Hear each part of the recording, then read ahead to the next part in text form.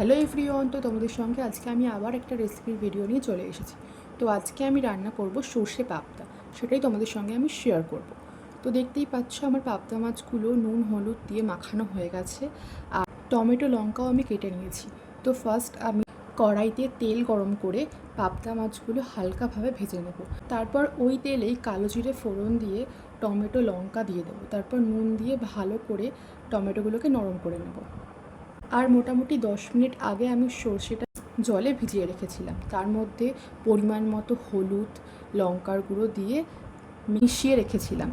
তো আমাদের টমেটোগুলো নরম হয়ে গেছে। দেন সর্ষে হলুদ লঙ্কার গুঁড়ো দিয়ে যে মিক্সিংটা আমি করে রেখেছিলাম, তো সেটাই দিয়ে দেবো।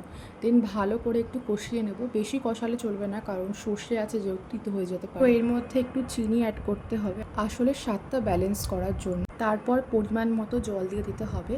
তো তোমরা যেরকম আর কি গ্রেভি রাখবে সেরকম অনুযায়ী তোমরা জলটা দেবে।